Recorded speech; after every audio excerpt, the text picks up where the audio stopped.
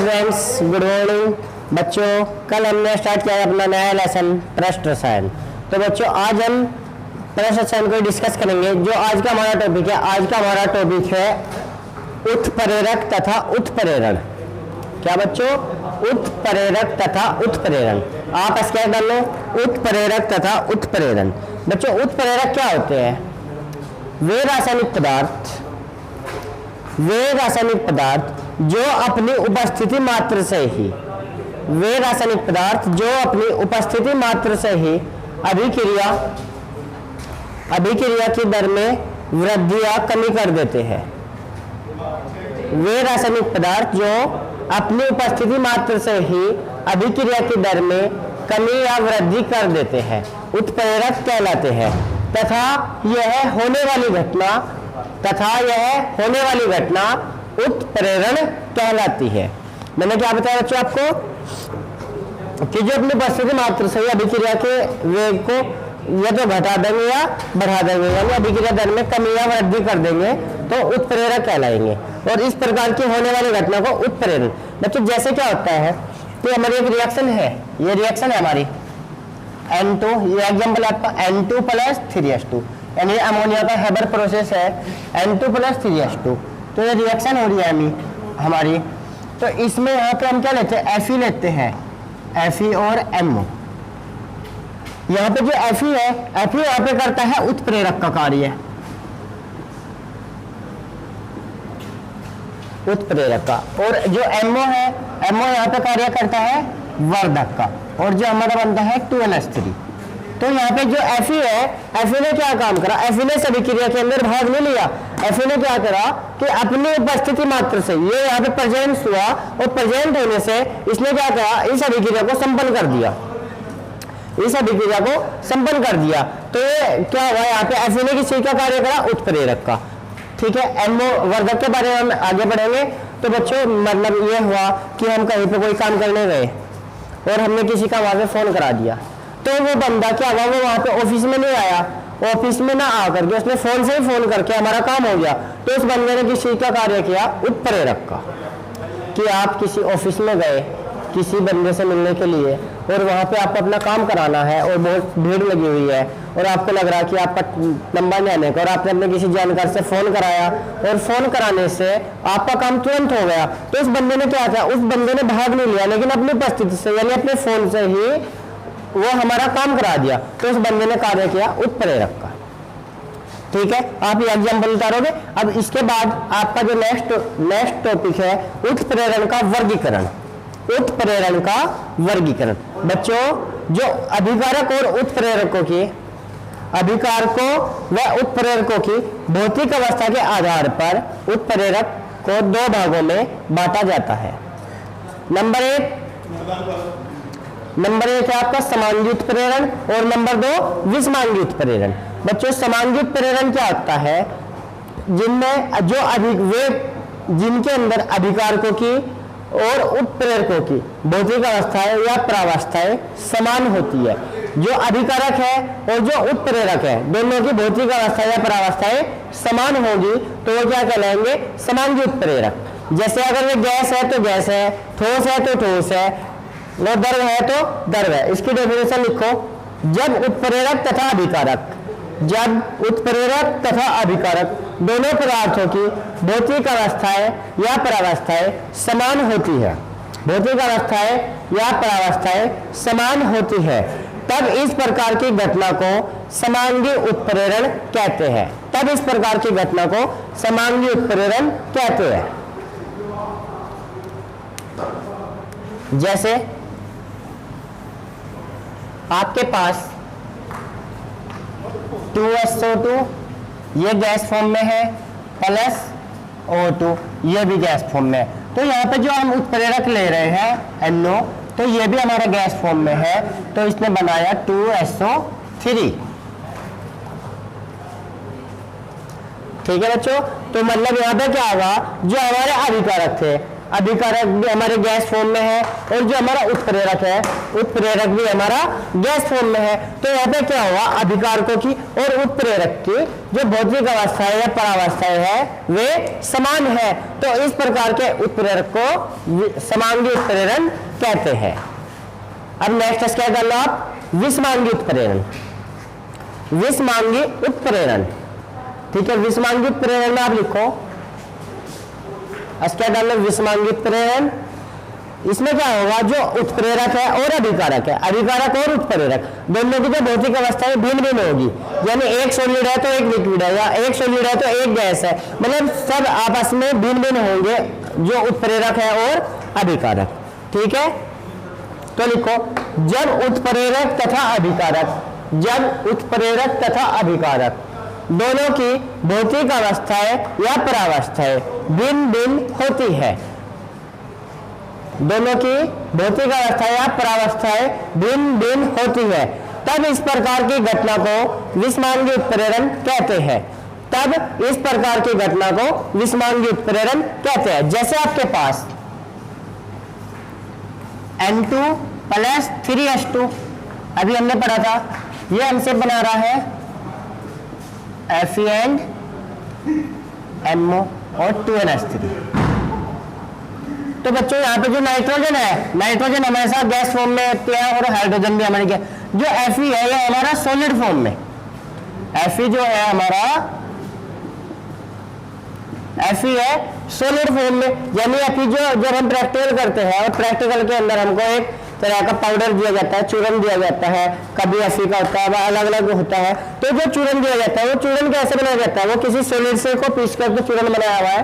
तो इसमें जो Fe है, Fe सॉलिड अवस्था में है। तो यहाँ पर हम देख रहे हैं जो अभिकारक है, अभिकारक गैस फॉर्म में है, और जो उत्प्रेरक है, उत्प्रेरक सॉलिड फॉर्म में है, ठीक है। तो ये यहाँ पे क्या हो रहा, अभिकारकों की और उत्प्रेरक की भौतिक अवस्थाएं या परावस्थाएं भिन्न भिन्न है, तब इस प्रकार की घटना को विषमांगी उत्प्रेरण कहते हैं।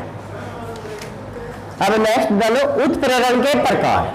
उत्प्रेरण के प्रकार, नेक्स्ट स्केच है आपकी उत्प्रेरण के प्रकार।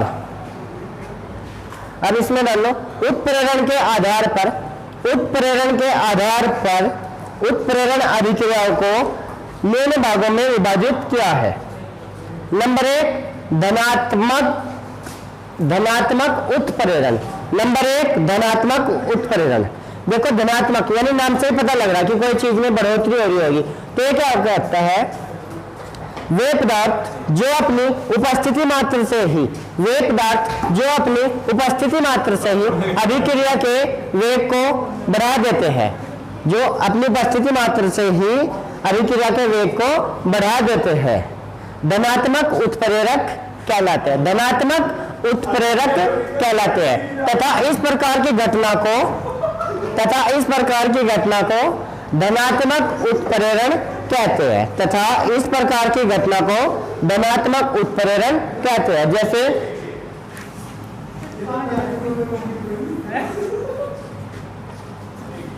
हमारे पास 2H2 + O2, तो यह अभिक्रिया जो होगी, यहाँ पे हम प्लेटिनम को उत्प्रेरक ले रहे हैं। जो प्लेटिनम है, प्लेटिनम इस अभिक्रिया के वेग को बढ़ा देगा। तो अभिक्रिया के वेग को बढ़ाने से क्या होगा, अभिक्रिया के वेग में वृद्धि होगी, तो अभिक्रिया के वेग में वृद्धि होगी तो हमारा ऐसा बन जाएगा जल, 2H2O। ये हुआ धनात्मक उत्प्रेरण।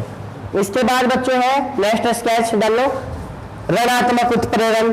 ऋणात्मक उत्प्रेरण, तो ऋणात्मक में क्या होगा, यानी कमी आ रही है ऋणात्मक, तो क्या होगा, वे पदार्थ जो अपनी उपस्थिति मात्र से ही, वे पदार्थ जो अपनी उपस्थिति मात्र से ही अभिक्रिया के वेग को कम कर देते हैं, ऋणात्मक उत्प्रेरक का ऋणात्मक उत्प्रेरक कहलाते हैं। तथा इस प्रकार की घटना को ऋणात्मक उत्प्रेरण कहते हैं।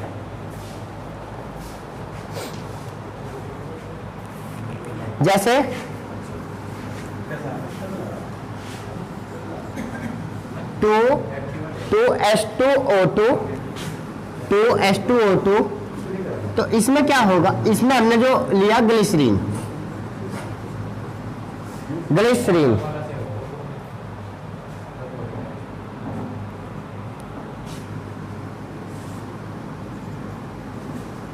यहाँ पे हमने जो उत्प्रेरक लिया वो लिया हमने ग्लिसरीन, तो यहाँ से क्या होगा, ग्लिसरीन इसके वेग को कम कर देगी 2H2O प्लस O2। यहाँ पे जो हमने उत्प्रेरक लिया हमने ग्लिसरीन, तो ग्लिसरीन क्या है, यहाँ पे ऋणात्मक उत्प्रेरक है। अब इसके बाद जो हमारा नेक्स्ट है सव उत्प्रेरण। सव उत्प्रेरण, तो सव का मतलब समय, मतलब एक ऐसे पदार्थ जो अभिक्रिया में उत्पाद के रूप में प्राप्त होकर, अभिकारकों से उत्पाद के रूप में प्राप्त होकर और स्वयं ही उत्प्रेरक का कार्य करने लगते हैं। अभिक्रिया से उत्पाद बन जाएगा और स्वयं ही उत्प्रेरक का कार्य करने लग जाएंगे, तो वे क्या कहलाएंगे, सव उत्प्रेरक। लिखो, वे पदार्थ जो किसी रासायनिक अभिक्रिया में उत्पाद के रूप में प्राप्त होने पर स्वयं उत्प्रेरक का कार्य करने लगते हैं, सव उत्प्रेरक कहलाते हैं तथा इस प्रकार की घटना को सव उत्प्रेरण कहते हैं।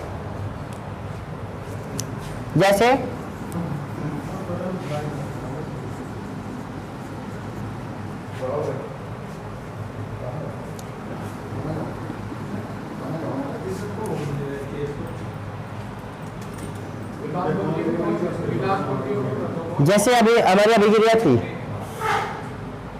ठीक है, तो इसमें क्या होगा, आर्सेन के विघटन से बना आर्सेनिक, आर्सेन के विघटन से बना आर्सेनिक स्वयं ही सब उत्प्रेरक का कार्य करने लगता है।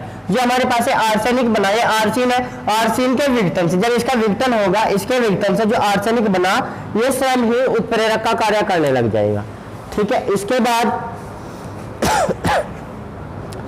बाद है बच्चों हमारा प्रेरित उत्प्रेरण। प्रेरित उत्प्रेरण क्या होता है, जो एक अभिक्रिया को होने के लिए प्रेरित करती है, मतलब एक रासायनिक अभिक्रिया हो रही और उसे भी होने के लिए प्रेरित करेगी, तो उसे क्या कहेंगे हम, प्रेरित उत्प्रेरण। नोट करो, वे रासायनिक अभिक्रिया है जिनमें एक अभिक्रिया दूसरी अभिक्रिया के लिए, वे रासायनिक अभिक्रिया है जिनमें एक अभिक्रिया दूसरी अभिक्रिया के लिए उत्प्रेरक का कार्य करती है। एक अभिक्रिया दूसरी अभिक्रिया के लिए उत्प्रेरक का कार्य करती है, तब इस प्रकार की अभिक्रिया को प्रेरित उत्प्रेरक कहते हैं तथा इस प्रकार की घटना को प्रेरित उत्प्रेरण कहते हैं। जैसे क्या हुआ, हमारे पास था Na2SO3 प्लस 1/2 O2। यहां से क्या हुआ, ये समीकरण संभव हो गई, Na2SO3 प्लस 1/2 Na2SO4, और यहां से हम एक क्रिया करा रहे हैं Na3ASO3 प्लस O2, तो लेकिन यह अभिक्रिया हो नहीं रही, अभिक्रिया असंभव हो रही, तब यहाँ पे क्या होगा, ये वाली अभिक्रिया इस अभिक्रिया को संपन्न कराएगी, ये वाली अभिक्रिया इस अभिक्रिया को संपन्न कराएगी, मतलब Na2SO3 plus Na3ASO3 Na2SO3 plus Na3ASO3 plus O2। तो अब यहाँ पे क्या करेगा, इस अभिक्रिया तो संपन्न हो रही थी लेकिन ये अभिक्रिया संपन्न नहीं होती, तो इस अभिक्रिया ने इस अभिक्रिया को उत्प्रेरित कर दिया, इस अभिक्रिया ने इस अभिक्रिया को उत्प्रेरित कर दिया, तो हमारे पास क्या बना, Na2SO4 plus Na3ASO4 plus Na3ASO4। तो इस अभिक्रिया ने इस अभिक्रिया को संपन्न करने के लिए उत्प्रेरित किया, तो इस अभिक्रिया ने इसके लिए उत्प्रेरक का कार्य किया। ठीक है बच्चों, यदि आपको इनमें किसी भी तरह का कोई डाउट हो तो आप अपने प्रॉब्लम में से शेयर कर सकते हैं। Thank you.